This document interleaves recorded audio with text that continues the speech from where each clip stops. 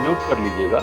बात अभी जो हिंदुत्व के एजेंडा की भी बात आई, महाराष्ट्र में, आप महाराष्ट्र में हैं, आपको लगता है कि जो आने वाला चुनाव है, उद्धव ठाकरे की जो पार्टी शिवसेना है, किसी तरीके से इस एजेंडा का मुकाबला कर पाएगी? मुझे लगता है कि शिवसेना जो है वो अभी एक विक्टिम पार्टी बन गई है। और जी। महाराष्ट्र में जिस तरीके से मंत्रिमंडल का गठन हुआ है, महिलाओं को कोई स्थान नहीं दिया गया है, जो महिलाओं पे अत्याचार करने वाला एक पूर्व शिवसैनिक मंत्री था जिसको कि फडणवीस और ये सब हटाना चाहते थे, उसको शामिल किया गया है। तो बड़ी निर्लज सरकार बनी है महाराष्ट्र में। मुझे लगता है कि लोकतंत्र की जो निर्लजता है वो दिखाई देती है, और यही निर्लजता जो है वो भारतीय जनता पार्टी के हिंदुत्व को भी दर्शाती है। क्योंकि जब सत्ता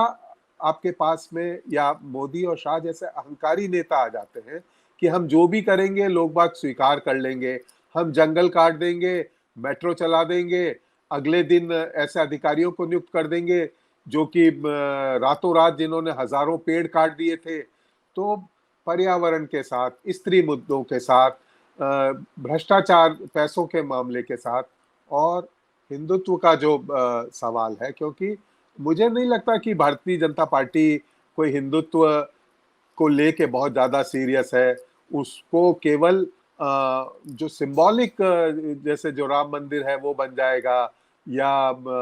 मोदी जैसे आज काला जादू की बात कर रहे हैं कि काले कपड़े कांग्रेसियों ने पहने थे कि मुझ पे काला जादू कर देंगे। तो ये कौन से दुनिया में जी रहे हैं? मुझे लगता है जहां नरेंद्र दाभोलकर जैसे लोग बाग ने आंदोलन चलाया था अंधविश्वास के खिलाफ, उस स्थान पे अगर आप, वहां का राज्यपाल जाके फुले की और सावित्री बाई का अपमान करता है, जिस तरीके से बोलते हैं, तो क्या आपको लगता है कि ये सब हिंदुस्तान का जो जनमानस है वो इस तरह की बातें स्वीकार करेगा? या तो ये एक विकृत रूप मुझे लगता है राजनीति का भी है। लेकिन अभी जैसा श्रवण जी ने जो कहा, विशेषकर जो कॉर्पोरेट का, मुझे ये जरूर आभास हो रहा है कि राजनेता जैसे गडकरी है, राजनाथ सिंह है, इनको जो हिम्मत दिखानी चाहिए थी वो नीतीश जी ने दिखाई। ये भारतीय जनता पार्टी के जो कद्दावर नेता थे सो कॉल्ड, ये कायर निकले और मोदी और शाह से ऐसे डर गए हैं जैसे कि ईडी इनको ही पकड़ के कल जेल में बंद कर देगी। तो ऐसी स्थिति में मुझे एक जरूर ये लग रहा है कि दो चीजें मैं आपको बताना चाहूंगा कि एक तो जो कॉर्पोरेट है उसमें अडानी अंबानी के अलावा जो उद्योगपति हैं, जो पूंजीपति हैं, उनकी बेचैनी भी कोई कम नहीं है। उनको उनको कोई व्यापार नहीं मिल रहा, उनको कोई नीलामी नहीं मिलती, ना कोई उनको काम मिल रहा है। तो ऐसे में क्या वो आइडियल बैठ के इंतजार करते रहेंगे 25 साल कि हम लोग इनके अपना व्यापार नष्ट कर लें और कोई विकल्प हम लोग पैदा ना करें? तो ये जो बड़ी पूंजी बनाम मध्य पूंजी है उसका भी एक असर है। दूसरा, मैं अभी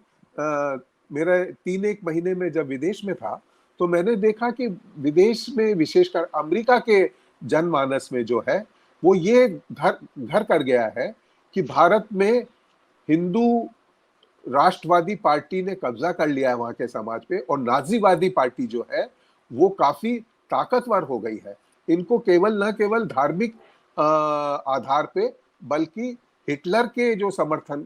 जो ये करते थे उस आधार पे इनकी काफी अंतरराष्ट्रीय बदनामी हो रही है। जब समाज, सत्ता, मान लीजिए कि वहां की सरकार या वहां का उद्योग जो है वो ये जरूर सोच रहा है कि भारत में औने पौने दाम में हमें जब चीजें मिलने वाली हैं, अगर मान लीजिए वॉरेन बुफेट ये सोच रहे हैं कि भारत की रेल मुझे अगर सस्ते में मिल जाती है निजीकरण के लिए, तो मैं क्यों ना उसका फायदा उठा लूं। और तो ऐसी स्थिति में मुझे ऐसा लग रहा है कि अंतरराष्ट्रीय दबाव भी जो है वो, या अंतरराष्ट्रीय पक्ष जो पक्ष है वो भी कोई मोदी और शाह के पक्ष में नहीं लग रहा है। क्योंकि जिस तरीके से वहाँ के अखबार, न्यूयॉर्क टाइम्स है, वॉशिंगटन पोस्ट है, और वहाँ के जो बुद्धिजीवी हैं उनमें ये अभी ये उनको लगने लगा है कि भारत में लोकतंत्र अंतिम सांसें ले रहा है। और अगर इस लोकतंत्र को नहीं बचाया गया तो दक्षिण एशिया की जो राजनीति है, जिसमें उनके भी काफी हित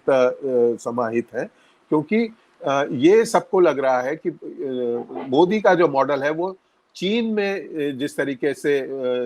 आजीवन भारत का राष्ट्रपति या प्रधानमंत्री बन जाने की का है, तो राजनीतिक मुझे लगता है कि हिंदुत्व का एक ऑल्टरनेटिव मॉडल देने की जगह अगर वो लोकतंत्र को बचाने की भी अगर एक मॉडल देते हैं तो वो ज्यादा महत्वपूर्ण होगा बनिस्बत की हिंदुत्व का मॉडल, क्योंकि हिंदुत्व जो है भारतीय जनता पार्टी ने उसको काफी निर्लज रूप से पेश किया है और खरीद फरोख्त कोई हिंदुत्व के मुझे नहीं लगता। तो नीतीश कुमार अगर राजनीतिक रूप से लड़ाई लड़ते हैं, और मैं श्रवण जी की इस बात से सहमत नहीं हूं कि उसको बहुत ज्यादा वो नहीं करना चाहिए। अगर मोदी काल है, ये कोई इस तरीके का समय नहीं है कि आप समय का इंतजार करेंगे कि कब वो करेगा। उन्होंने आज रात से ही काम शुरू कर दिया होगा कि उनको कैसे नष्ट करना है, तो उसमें अगर आप इंतजार करेंगे कि हम राजनीति करेंगे, ये मुझे लगता है इसमें सबसे बड़ी बात ये जो गठबंधन हुआ है ये सोनिया जी, लालू जी और नीतीश जी का है। इसमें इनके बच्चों का कोई हक ज्यादा हिस्सेदारी नहीं है, इसीलिए ये मुझे काफी मैच्योर अरेंजमेंट लगता है और ये दीर्घायु भी होगा, क्योंकि नीतीश जी के पास भी अब वापस लौटने की सब गलियां बंद हो चुकी हैं। उनको यहीं पे जीना यहाँ मरना यहाँ, ये जो राज कपूर का जो गाना था वही अब उनके लिए मुझे लगता है ये अंतिम समय है। और ये लड़ाई जो है वो लोकतंत्र को बचाने के लिए ज्यादा होनी चाहिए बनिस्बत की हिंदुत्व के मुद्दे पे हम लोग कैसे करेंगे। क्या वो मंदिर तो बनेगा ही, उसमें तो अभी आप रोक नहीं सकते। या योगी जो है वो कल से पीले कपड़े पहनने लगे नीतीश जी, वो तो हो नहीं सकता। तो आपको जो संस्थाओं पे जो वो हुआ है, जो अखबार का जैसे मान लीजिए उसमें से भी कुछ लोग बाग निकले और कहें कि हाँ ये हम जो कर रहे थे गलत करते, जैसे राजदीप सरदेसाई या और जो मुझे लगता है जैसे रवीश कुमार जो भूमिका अपना रहे हैं वो हो सकता है। हरिवंश जी के बारे में भी जैसे आपने कहा वो हमारे मित्र हैं, मैं इस पे मुझे जानकारी नहीं है निजी कि वो क्या करेंगे या नहीं करेंगे, लेकिन अगर वो राज्यसभा में जो समाजवादियों की अभी तक उपसभापतियों की जो भूमिका रही थी, गौड़े मुरारी और दूसरों की, तो वो कई बार ये भी संवैधानिक पद भी होते हैं, उसमें छोड़ते नहीं छोड़ते, लेकिन